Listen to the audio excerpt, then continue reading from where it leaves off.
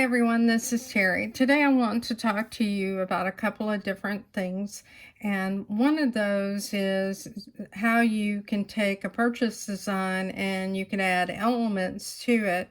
For instance, as I have done here, and created a quilt block.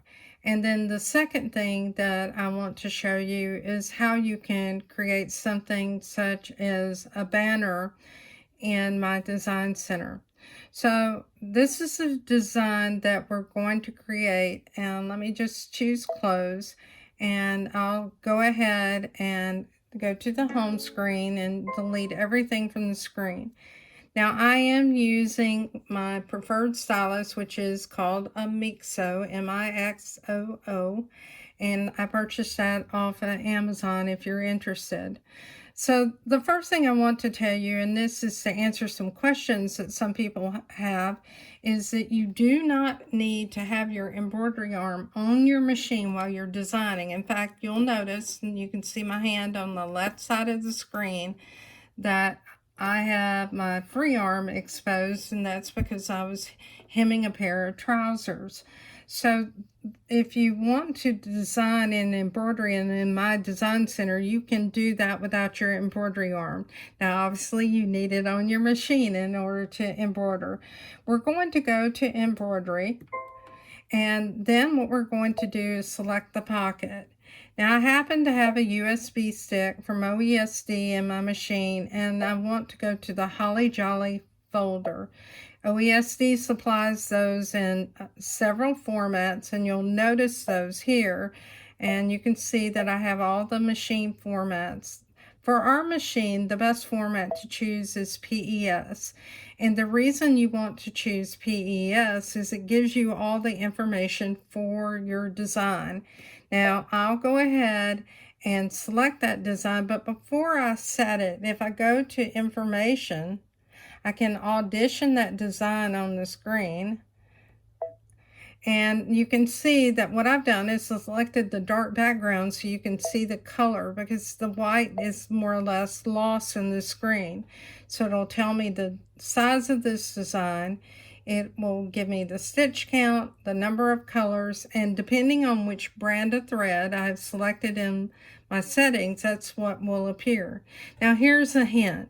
If I went in right now and I changed this to, let's say, Floriani in my settings by going up to the settings page, and I change it to Floriani as my preferred thread brand, what I need to do is I need to erase that design and reload it again, because what you're going to see, if I choose OK, it's not going to appear. Let me close that window for a moment, and let's go back in and see again. It shows as isochord. So I'm going to go ahead and change it back to isochord, because really and truly that's what I do want.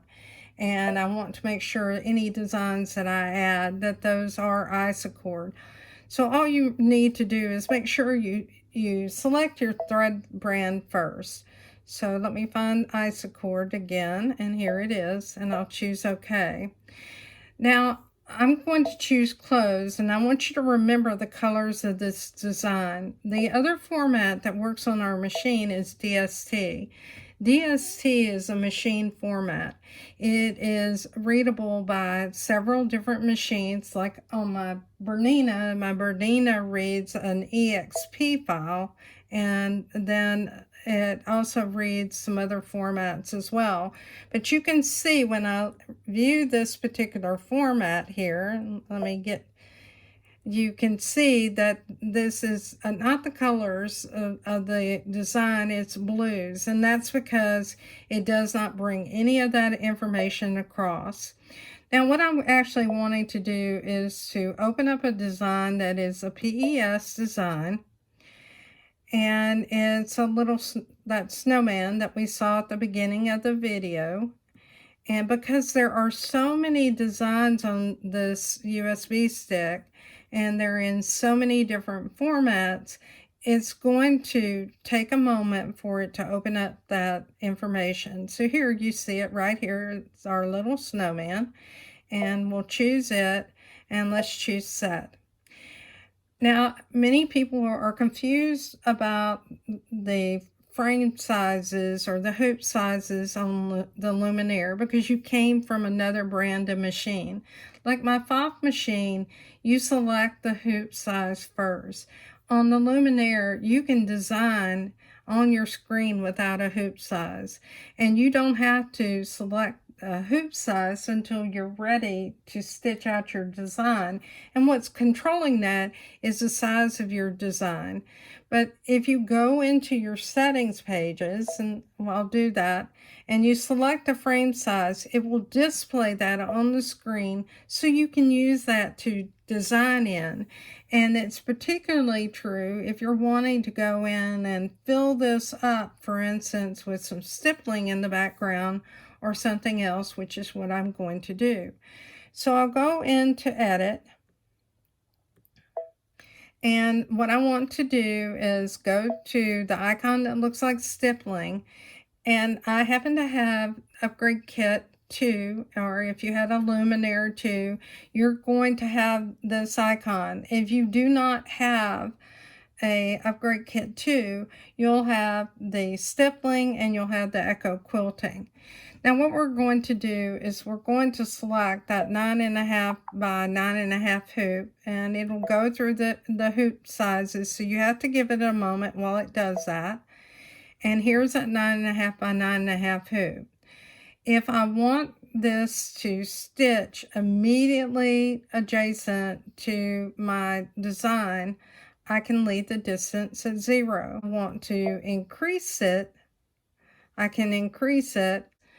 Now what I'm wanting to do is to change the size, and normally what I'll do is I'll change that size based on selecting a design. So let's select our design first.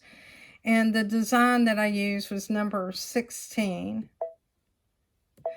Now, if you don't have Upgrade Kit 2, you can do what I'm doing in my design center, because you can create a stamp around your design, take it into my design center, select your frame size under your stamps, and then you can fill this in. So remember, you are not prevented from doing this because everybody has this particular fill on their machine. All right, now I'm going to change the size of it, and I'll change it to about 150%, and I'll choose OK. Now you'll notice that that is grouped together. The next thing I want to do is add, and I'll go to select the alphabet, and the alphabet I want to choose is number 17, and I want it to be in the at large size, so I'll type JOY, and now I'll choose Set. Now I want to move this on the screen. So in order to move it, the fastest way to move it, like I could try moving it this way, and you see how I moved everything. So what I'm going to do first of all is I need to move that original design back to the center. So I'll go to Move, and I'll place it in the center. Now I'll choose Select to make sure that I had that design selected, and I'll just move it up and move it into a position that I want. So now what I want to do is I want to color each of those letters independently of the other. So in order to do that, I can go to my thread colors. And when I go to the thread colors, and what I want to do is to locate the joy, and I want to select each letter, and I'll select the color that I want just by scrolling through my colors here. And we'll select the next one, and we'll choose OK. So I've completed a nice little block using some designs that I have, and I've quilted it, and I could do this as a quilt as you go if I wanted, or if I wanted to have this as a conventional quilt what I would do is go ahead and just stitch out that design and then quilt along the outside of this block and possibly follow through with an echo quilt around the inside of the snowman.